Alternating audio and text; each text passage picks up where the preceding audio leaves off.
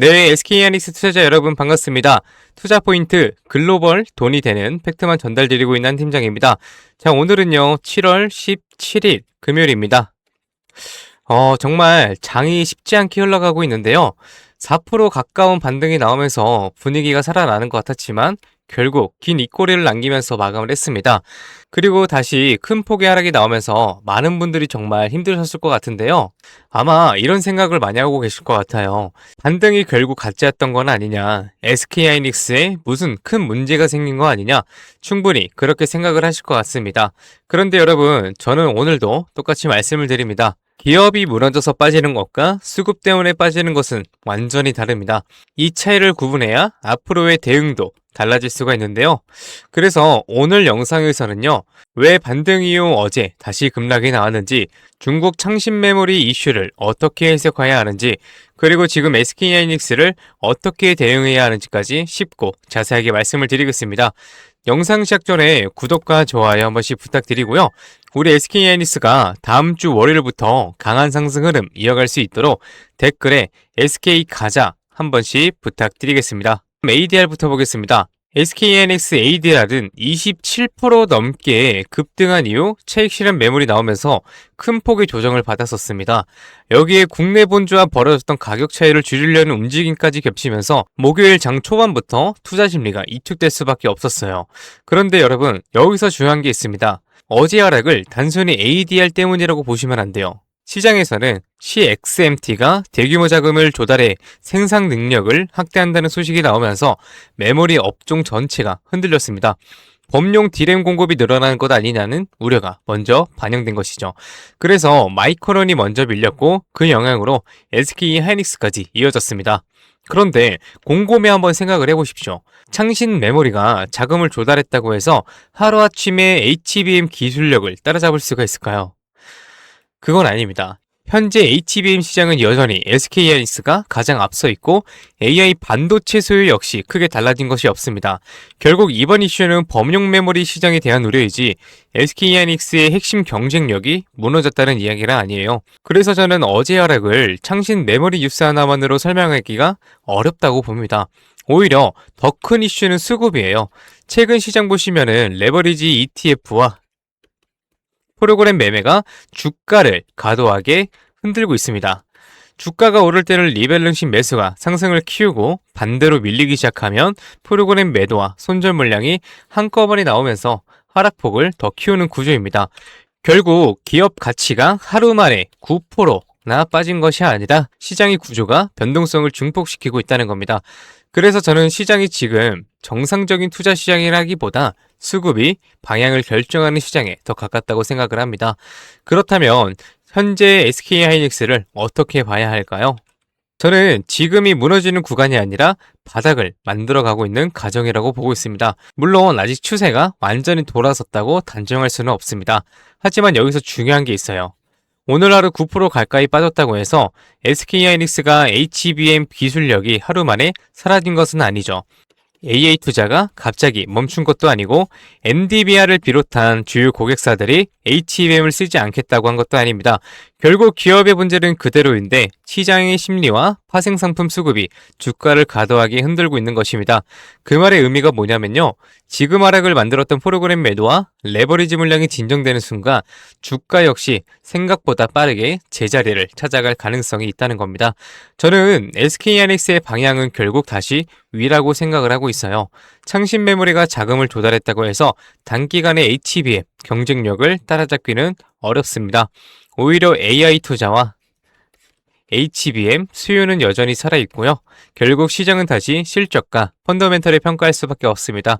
그래서 지금부터는 주주님들은 대응이 달라지셔야 합니다. 지금은 공포에 매도할 때가 아니라 매수 준비를 해야 하는 구간이라고 생각을 하고요. 물론 목요일 많이 빠졌다고 무조건 한 번에 들어가라는 이야기는 아닙니다. 거의 바닥을 만드는 과정과 완전히 바닥이 확인된 구간은 분명히 다릅니다. 그래서 월요일에는 꼭 확인하셔야 할 것들이 있습니다. 외국인 현물 매도가 둔화되는지, 프로그램 매도가 줄어드는지, 그리고 장중 저점을 다시 확인하더라도 추가로 밀리지 않고 매수세가 들어오는지, 바로 그 순간이 우리가 기다리는 중요한 타점이 될 가능성이 높습니다. 주가가 급등한 뒤 따라가는 것보다 수급이 돌아서는 신호를 먼저 확인하고 움직이는 것이 훨씬 유리합니다. 자, 정리해드리겠습니다. 오늘 SK하이닉스의 하락은요, 기업 가치가 무너져서 나온 하락이 아닙니다.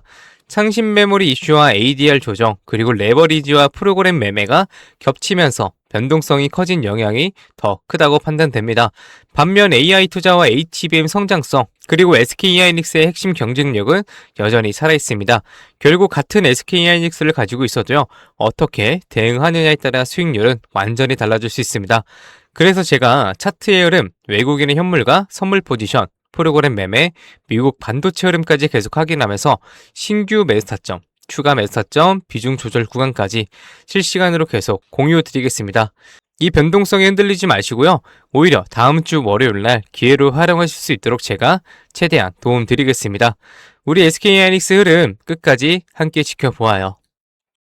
네, 좋습니다. 그럼 이렇게 말씀하시는 분들도 있어요. 올라갈 때까지 안 팔고 그냥 들고 있으면 안 돼. 될까요? 안 됩니다. 왜냐면요, 우리는 개인이잖아요. 솔직히 자금이 어떻습니까? 굉장히 한정적이에요.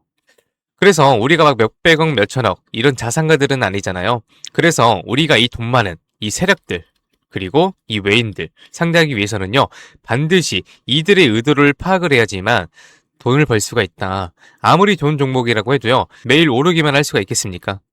그렇지 않기 때문에 이 세력들도 항상 주가의 상승과 하락을 이용해서 신고가를 만드는 거거든요. 그래서 우리도 이들과 똑같이 등락을 이용한 매매를 통해서 수익을 극대화 시켜야 된다라고 말씀을 드리는 겁니다.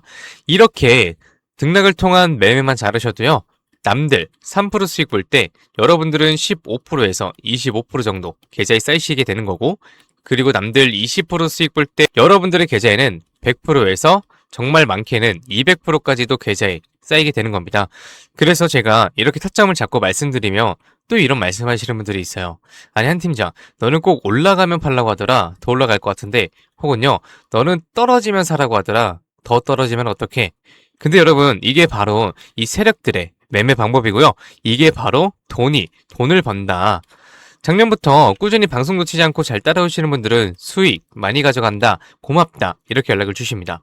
그런데 최근에는요, 속상한 연락이 가끔 와요. 무슨 연락이냐면 방송을 늦게 봤다고 지금 사도 되냐고 물어보세요. 전 이미 타점을 들었는데 이거 될까요? 안 됩니다. 정말 잘못하면요, 큰 손실을 보실 수도 있어요. 저한테 중요한 게 뭐냐면은 여러분들의 수익 극대화가 1순위입니다. 2순위는 리스크 관리인데요. 이 리스크 관리가 생각보다 정말 중요하거든요. 저는 개인적으로 수익 보는 것보다 이 리스크 관리가 정말 중요하다고 생각을 해요. 리스크 관리를 해야 수익도 자동적으로 따라오게 되는 거거든요. 저는 정말 여러분들이 손해보시는 매매를 안 하셨으면 좋겠습니다. 그렇기 때문에 제가 매수, 매도, 타점 다 잡아드려요. 어쨌든 소통방에 계신 분들은 문제가 없는데요. 요즘 혼자 손실 보시고 따로 뒤늦게 연락 주시는 분들이 많아서 제가 오늘 한 번 더 딱 말씀드리겠습니다. 주주님들, 지금 화면 위에 번호 보이시죠? 종목이 물려 있으신 분들, 그리고 번호 때문에 실시간 대응이 불안하신 분들, 그 외에도 정말 너무나도 수익이 간절하신 분들은요, 문자 한 통씩 보내주세요.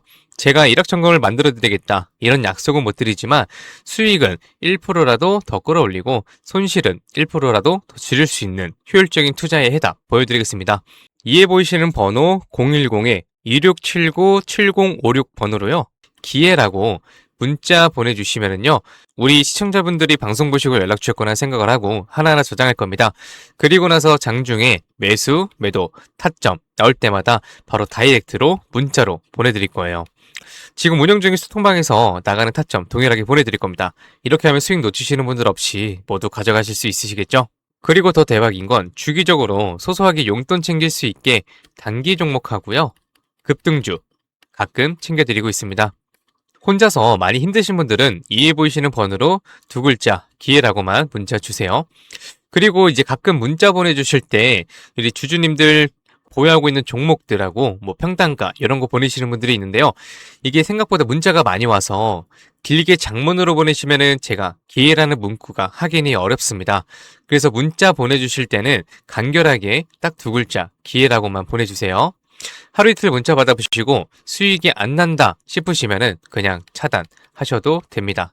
대신 수익이 나시면은 구독과 좋아요 꼭 부탁드리겠습니다.